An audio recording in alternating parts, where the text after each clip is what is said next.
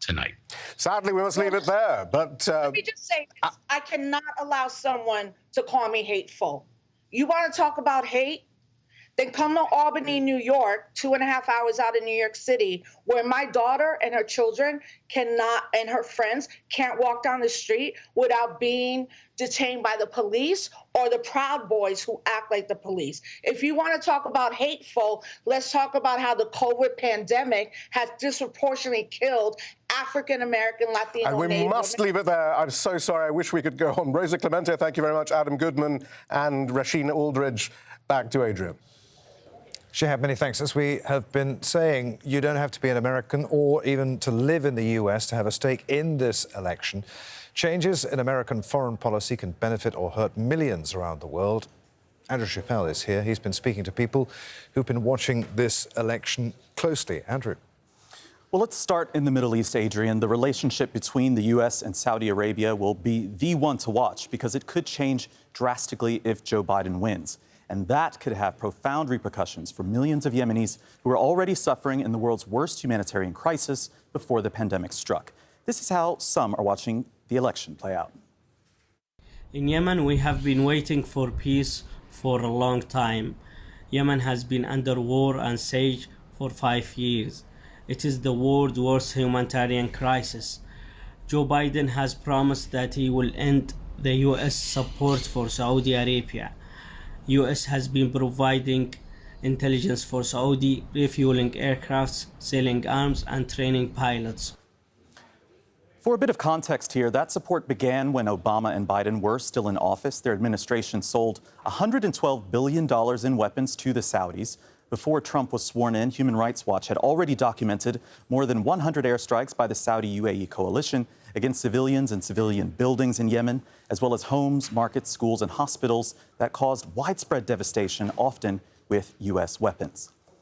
Now, in recent years, Joe Biden has turned into a vocal opponent of the war. And after the murder of Washington Post columnist Jamal Khashoggi, he called for Saudi Arabia to be considered a pariah state. His running mate, Senator Kamala Harris, has also called for the kingdom to be held accountable for its human rights abuses in Yemen and has voted to block the sale of U.S. weapons. If elected president, Joe Biden says he will reassess the U.S.-Saudi relationship and support for the war in Yemen and make sure the U.S. does not check its values at the door to sell arms or buy oil. But not everyone is so sure. I wonder, though, whether a Biden presidency would indeed stick to this position or if it will pull the same stunts that we've seen from several American presidents, using so-called counterterrorism priorities and the Iran fear factor to justify the continued sale of weapons, regardless of the death, destruction, and injustices they cause.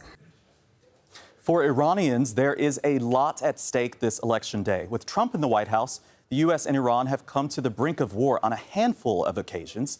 Joe Biden has called the administration's policy a dangerous failure and has committed to returning to the Iran nuclear deal.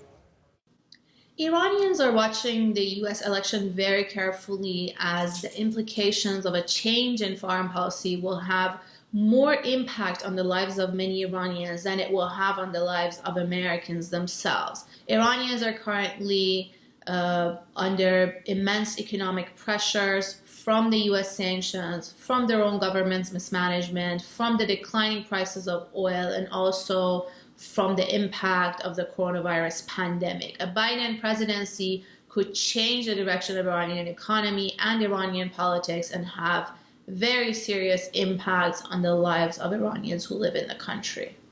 And in Syria, President Bashar al-Assad is still in charge, still overseeing a war that's in its 9th year, which has killed at least 500,000 people.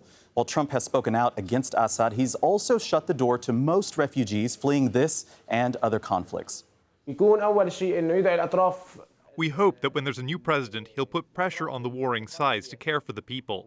And if a person wants to migrate to the U.S., they won't stand in their way.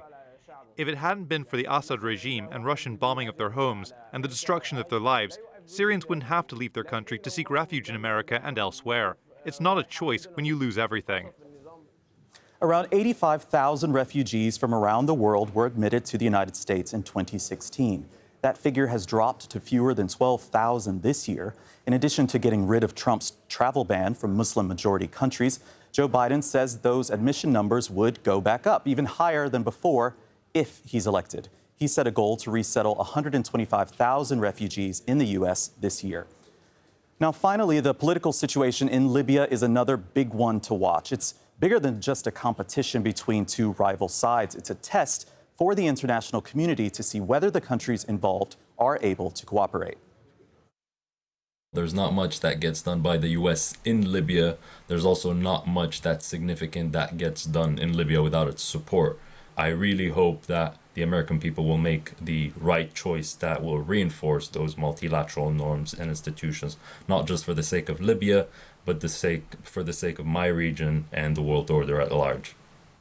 And back to you, Adrian. Andrew, we'll see you again later. Now, in 2016, Donald Trump inherited a military that saw US troops in Afghanistan and Iraq and vowed to pull them out. Since then, he's reduced their presence in both countries significantly in an effort to fulfill his campaign promise to get